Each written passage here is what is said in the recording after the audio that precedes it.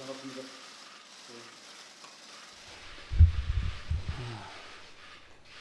많이들 나와 계시군요. 네, 먼저 안규백입니다. 오늘 이 시각에도 육상에서, 해상에서, 공중에서 최남단 마라도부터 최북단 서북도서 해병대 이르기까지 물샐 틈 없는 국토방위에 전념하고 계신 장병 여러분께 신뢰와 감사의 말씀을 드립니다. 저는 오늘 64년 만에 문민 국방장관 후보자로서 이 자리에 섰습니다. 2008년부터 오늘에 이르기까지 국방위 간사, 국방위원장, 동시에 지난 40여 년 정치권에 몸담으면서 여러 가지 익혔던 노하우와 경험을 살려서 참 국방, 진정한 국방, 국민의 군대로 재건하는 데 온 힘을 쏟겠다는 말씀을 드립니다. 향후 제가 문민장관으로서 이제 시작이 된다면은 지난 어려운 시기를 과정을 거쳤던 여러 가지 현안 문제를 해결하고 동시에 국민의 군대로서의 국민들부터 사랑받을 수 있도록 여러 가지 현안 문제를 하나씩 정교하게 풀어가도록 그렇게 하겠습니다. 특히 12.3 불법 내란 계엄으로 인해서 지금 현재 우리 군이 상당히 어려움을 겪고 있는 것이 현실입니다. 군심이 흐트러져 있고 또 군의 사기가 땅에 지금 저하되어 있습니다.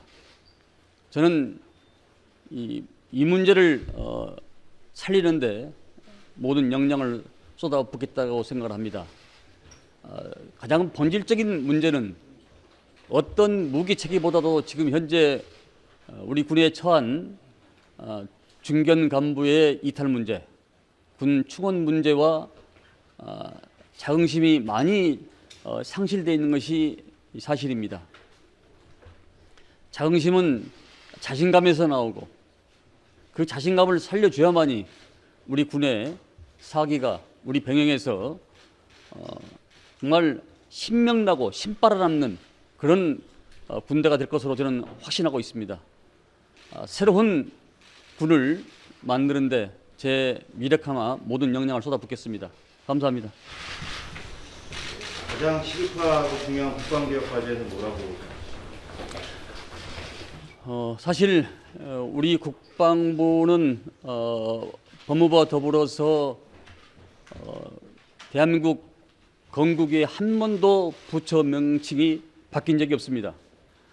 그 말은 그 자체가 바로 저는 국방부가 그 자체가 우리 국민에 있어서 전립의 목적이라고 생각합니다. 스위스가 내륙국가임에도 불구하고 해군이 있습니다. 그것은 세계 어느 나라나 제1의 덕목이 저는 안보라고 생각을 합니다. 여러 가지 문제가 있겠지만은 가장 시급한 국방 문제는 조금 전에 제가 말씀드렸다시피 12.3 불법 계엄으로 인해서 우리 군이 많이 상처 입고 자긍심이 많이 상실되어 있습니다. 이 무형의 가치인 정신력과 자긍심을 회복시켜주는 일이 어떤 무기체계보다 저는 가장 선결된다고 생각하고 있습니다. 취임하시면 가장 시급하게 하셔야 될 일 중에 하나가 순회부 인사일 것 같은데요. 혹시 순회부 인사와 관련해서 뭐 방침이나 뭐 기조 이런 것들을 준비하고 있습니까? 아직은 그 정도까지 제가 물론 국방위를 오래 해서 5선 동안 내년 국방위를 해서 전혀 모른다고는 볼 수 없지만은 그래도 군문에 몸담고 있는 분들이 많이 계시기 때문에 여러 우리 구성원들의 의견을 들어보고 거기서 최적화가 어떤 것인가를 판단해 보도록 하겠습니다. 미국 트럼프 이기 행정부에서 주한미군은 뭐 전략적 지원 특혜라든지 방위비나 이런 문제들 불거지고 있는데 앞으로 어떤 원칙을 가지고 이 문제에 대응이 나가실까요? 대한민국이 세계 경제력 10위, 국방력 5위입니다. 저는 우리 대한민국이 이제는 옛날 수준의 대한민국이 아니기 때문에 더 당당하고 더 자신감 있게 저는 임해야 된다고 생각합니다. 수동적인 자세보다는 적극적이고 포지티브한 자세로서의 모든 것은 국익의 관점이 어디가 있는가라고 생각을 하고 그 국익 관점에서 저는 접근하고 적극적으로 하겠습니다. 응? 들어가? 네. 질의는 들어가? 우리 국장님이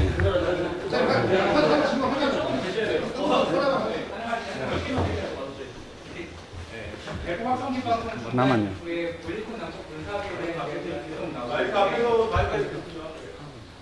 나만요. 그리고 남북 군사합의에 대한 이야기가 계속 나오고 있는데 이에 대한 입장이 어떠신지 궁금합니다. 네,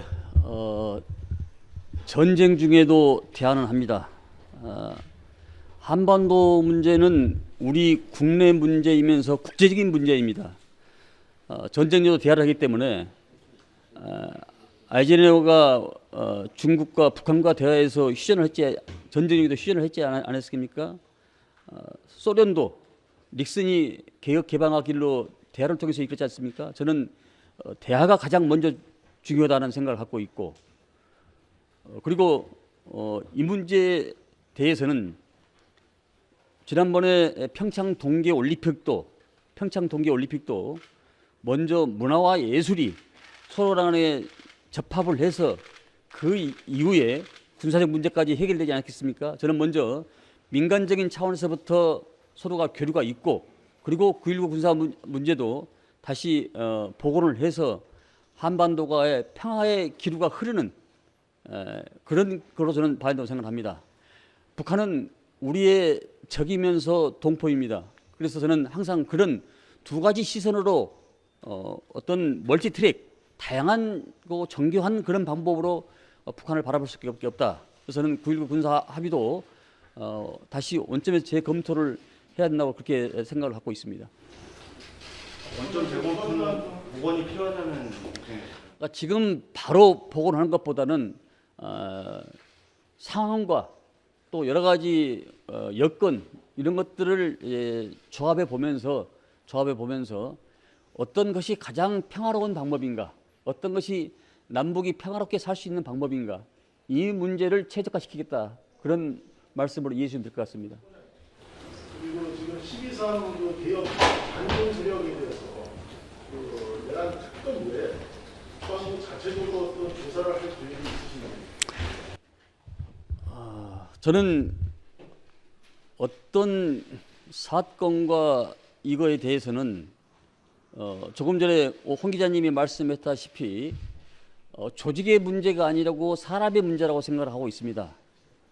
우리가 6.25 전쟁, 일제 36년 6.25 전쟁, 61년 5.16 군사 쿠데타, 12.12 군사 반란, 이걸 보면은 역사의 과거에 대한 정리가 없었기 때문에 계속 현대의 문명 사회에 살고 있으면서도 이런 일이 계속 반복돼서 일어난다라는 생각을 저는 개인적으로 갖고 있습니다. 따라서 이 문제에 대해서 척결 없이 간단하게 소독약만 뿌리고 봉합하고 하면은 또 다른 골마 터지는 아픔이 있다. 그래서 도려낼 부분은 도려내고 그래야만이 거기서 새살이 나온다고 생각을 갖고 있습니다.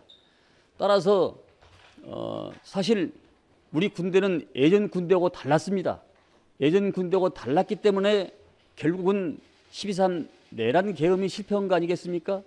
저는 그런 차원에서 접근해서 봤을 때 신상필벌의 원칙에 의해서 잘한 사람들은 상을 주고 잘못한 사람들은 거기에 대한 어떤 죗값을 저는 치러야 한다고 생각을 갖고 있는 것입니다.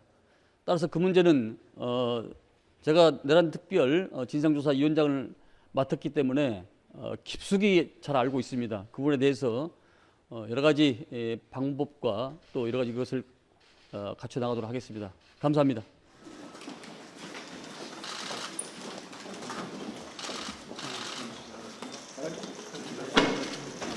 고맙습니다.